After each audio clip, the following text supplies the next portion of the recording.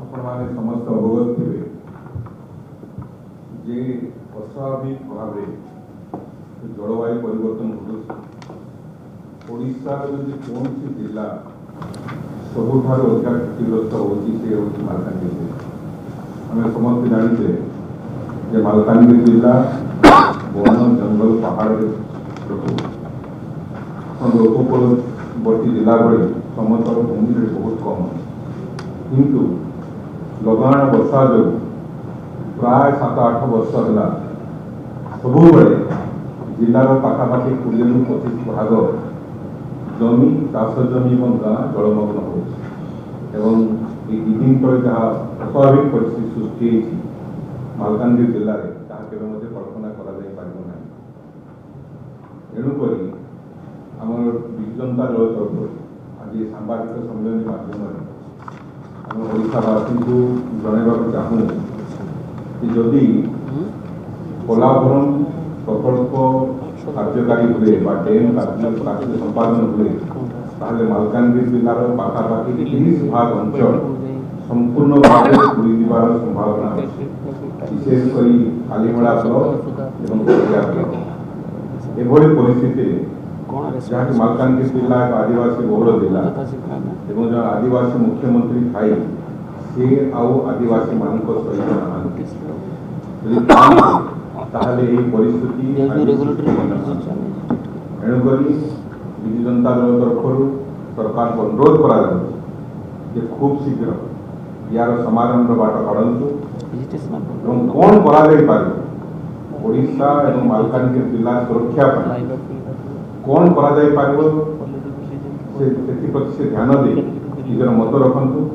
नचेत आम बाध्य होगी आगामी दिन आंदोलन कथा नापी आम प्रस्तुत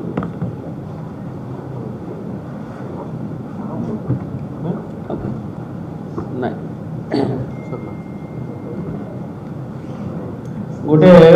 मीडिया बंधु मान देखा चाहूँगी जहाँ तो रेगुलेटरी आमर जो गुड़िक विभिन्न बॉडीज अच्छी उल्लंघन कर दर्शाई माननीय सुप्रीम कोर्ट भी ताकू रिविजिट करो री एग्जामिन करो ओडिशा गवर्नमेंट भी ताकू रीअसेसमेंट करो ये सब कथा एवं टेक्निकल डाटा ठार देखे 22 मसीहा आज जो फ्लड होती 22 मसीह भी ओडिशार गोटे वाटर रिसोर्सेस डिपार्टमेंट गोटे आकलन करथिला एवं एक्सपर्ट मान को लेकरी एवं सेतिरे एटी आपन को से येटा मैपटा देखौछि जे टिके धरला ये आमर जो फ्लड 15/7/22 16/7/22 16/7/22 रे जेतिकी वाटर लेवल थिला पोलावरम साइट रे एवं डिस्चार्ज जेतिकी हिथिला एवं जोठी जो सिलेरी बाबू साबेरी कंटा पॉइंट रे आम जो सिस्टम गोदावरी सिस्टम सांगे मिसी तेणु से प्राय 10 फुट जोटी कंटारे मात्र 0.42 डिस्चार्ज है बेलू वाटर लेवल 159 रहा बेलू सेटा 10 फुट हो जाइथिला वाटर लेवल सिग्निफिकेंटली जोटा कि होइथिला एवं इफेक्ट होइथिला तापरे कंटारे 159.44 फुट थिला बेले पोलावरम डैम रे 88.56 फुट थिला वाटर लेवल किंतु आपण इमेजिन करंतु जेतबेले 150 फुट पानी पोलावरम रो कैपेबिलिटी रे रहिबो एवं एबेली एठी वर्षा हबो एवं साबेरी रो पानी गोदावरी सिस्टम फ्लड रे समर जाला बेलू से नबनी इंटेक नबनी एवं निष्कासन हो पारबनी बैकवाटर इफेक्ट रहिबो ए मैपटा देखंतु 88.56 थिला आज 150 फुट हेले यार अवस्था इमेजिन करंतु कौन हम ओडिशा मानचित्र मोटू पूरा हजि जीवो मोटू बोली जगह थिबो मिडिबोनी मैप रो पूरा पड़ेबो तेणु ये कथा को जमा आकलन न करी ताकू एड्रेस न करी सबू कथा को उल्लंघन करी एनवायरमेंटल इश्यू ठारू नहीं टेक्निकल इश्यू हाइड्रोलॉजिकल इश्यू सबू न नहीं आमर इकोलॉजी उपरे आमर एथनिक ट्राइब मानकर संस्कृति उपरे तांको जीवन जीविका उपरे तांको आदिवासींकर स्वच्छंद उपरे सर्वनिम्न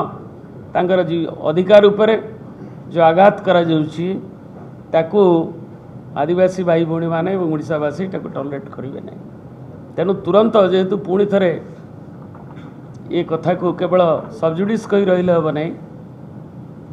Odisha government BJP government should ensure जे काम बंद हो till this issues are address जहाँ माननीय सुप्रीम कोर्ट को एडवाइजरी थिला ऑब्जर्वेशन जहाँ निर्देश रही ताकू तुरंत करा जाऊ तापरे काम कले आमर किछि बाधा नहीं। किंतु ये काम सरीज 26 मसीह तुम टार्गेट अच्छी फेब्रुआरी सुधा एक शेष कर ओडिशावासी आदिवासी माने जड़काई बसी ये सिचुएशन वारंट कला वर्तमान जेहेतु ये काम आगुरी बीजेपी कहते डिमांड फल धीमे थिला किंतु पुणी जो नुआ उद्दीपन जो काम को नुआ टाइम लाइन रे एपरिक आम देखिलु वर्षारे भी पानी पंप लगे केमती सुखई मेन डैम काम आरंभ हो से भी स्ट्रेटेजी चली प्रावधान चली technique. So these are Odisha स्वार्थ विरोधी आदिवासी स्वार्थ विरोधी।